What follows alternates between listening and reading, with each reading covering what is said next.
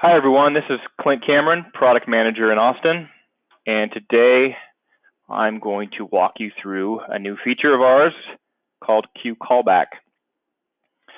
At a high level, I think everyone has probably experienced this in their own personal lives. It's a pretty simple concept. Instead of waiting in a queue on the phone for possibly minutes or longer, Callback allows you to effectively hold your place in line, but provide a callback number and then hang up. So your place in line is maintained. As soon as you then get to the top of the queue that you're sitting in a virtual sense, and an agent is ready for you, then there's actually an outbound call placed back to you at the number you specified, and boom. Instead of you sitting there on the phone for 10, 20, 30, 40 minutes, you can actually hang up, get called back, and take your support call. So that's the feature. Let me start off with, let's look at the flow. So this here, it's not that complicated of a flow. We've actually used it before, but we're repurposing here for this demo. Initially, when I show you later, we're going to go ahead and make a call as a customer, but we play some media, we collect some digits to throw you into one of two queues. We have support or a sales queue. Once we've done that, then we're using this particular reusable flow right here, which is actually contains another flow. So this queue with flow actually contains another flow, and I'll show you that flow here. We're calling this flow, it's basically just a media loop. And what we do with this flow is we come in and then we do a parallel branch. So we're simultaneously playing media, giving us a little bit of time to then collect real-time stats.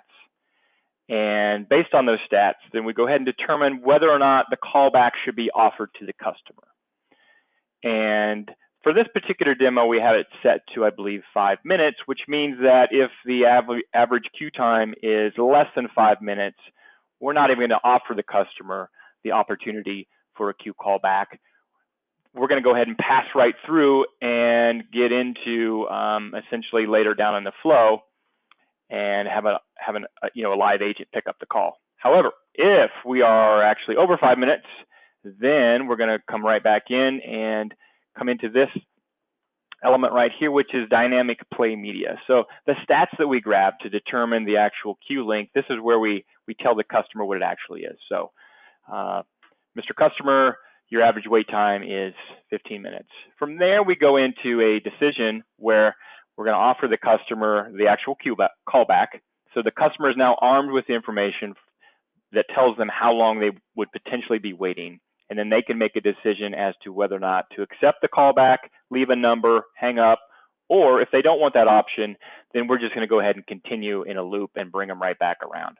We play 3 different pieces of media. You'll hear that. I'm actually going to go ahead and do a loop around, and then we'll come back and get the actual queue callback offer again. That time we'll accept it and see it in action.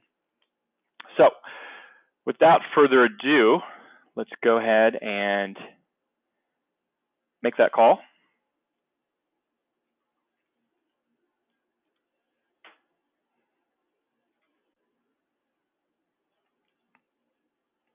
Welcome to Acme, where innovation meets the power of tomorrow.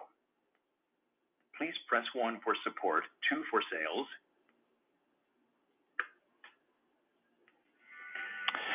So I picked 2, so that throws us then into here. So we're now playing this media, gathering the real-time stats, and determining whether or not a callback offer should even be given to the customer. The average waiting time today is 5 minutes. Our agents are busy assisting other customers. If you would like to receive a call back, please press 1, and the next available agent will return your call. Otherwise, remain on the line, and your call will be answered in the order it was received.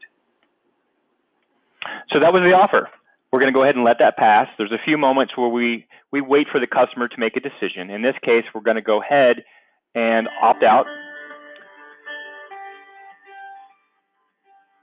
And we get the first play media.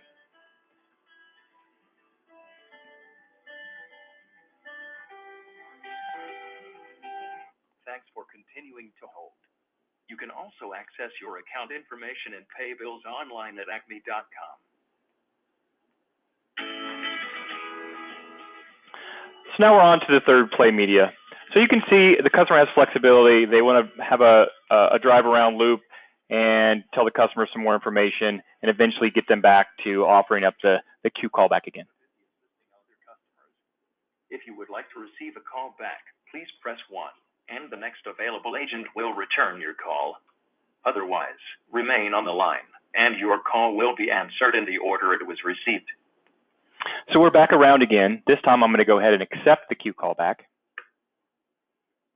Your callback number is +1 5 1 2 9 3 7 3 6 8 1. Press 1 to confirm or 2 to change your callback number. We actually grabbed the default number that you used to call in with. I'm going to go ahead and override. Please enter your desired callback number followed by the #sign. Be sure to enter 1 before your number. So instead of taking the default number I'm calling in, I'm going to go ahead and switch it to a different number. So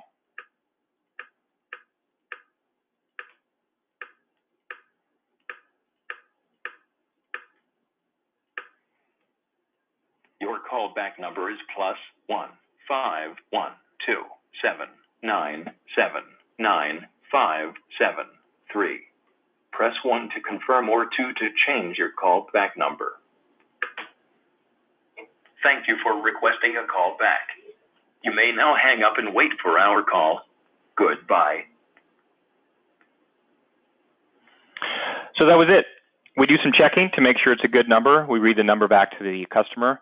These are all based on the default settings that are part of that flow. So if we look back here, this guy. So again, it's this particular reusable flow where we're capturing all that. We have built-in default text-to-speech that control what we're saying to the customer in terms of the offer. So, Mr. Customer, would you like a callback? We have built-in the TTS built-in for error correction when a customer ends up, not putting in enough numbers or putting in too many numbers. And then finally, we actually have the ability to customize. So a customer can customize those if they want. They can change up and create their own text-to-speech or use their own recorded media. And then there's finally parameters for what the agent hears when the outbound call back to the customer occurs. We can determine what comes into the agent, what they can hear. So without any further ado, let's go ahead and now that our callback is in, almost forgot, but I do want to show you that here is a real-time dashboard. We're looking at the queue dashboard, and we see here that the sales queue has a call waiting right there. That's the one we just made, and it's at the top of the queue because this is the demo tenant, so there's no other traffic on here, but that's the call we just placed. That's that queue callback patiently waiting to get picked up. So let's go ahead and do that. Go ahead and go over to the toolbar and make myself ready.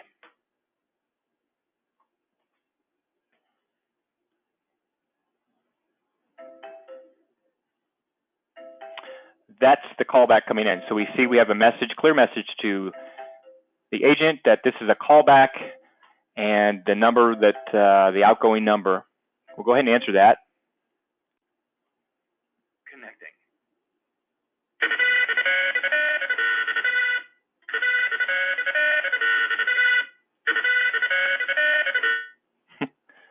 All right, so hopefully Austin Powers fans out there appreciate that. That was the messaging that I've set up for this particular demo out to the agent. So hopefully you could hear it, but it was a text-to-speech that said connecting, and then we had the Austin Powers phone ring. That's what the agent heard. So as an agent, I see visual outbound phone call work being sent to me. As soon as I accept that work, then we're going to go ahead and place that outbound call. So that's what you heard when it said connecting, and then the good old Austin Powers outbound phone ring. So I've answered the call, pretending to be a customer with the callback, and so we're in the call. That's Q callback. That's the functionality. Worked perfectly as intended. while I have you, let me go ahead and show you a couple other features that we've improved on the toolbar around transfers. So let me drop that down. Let me first go to agents. So I actually was using this before. Let me get rid of that. So I had an actual search in there before. So here we see a list of all the agents that are in this queue. And what we've added now is the presence indicator. So I can quickly, as an agent who wants to transfer a call to someone else, I can quickly pull this up and see not only their presence, but then I can actually see their overall capacity and then their capacity within the channel. This is voice channel, so that's why it's given me 1 out of 1. This is myself on this call. I'm fully allocated and I am red, so I'm not available.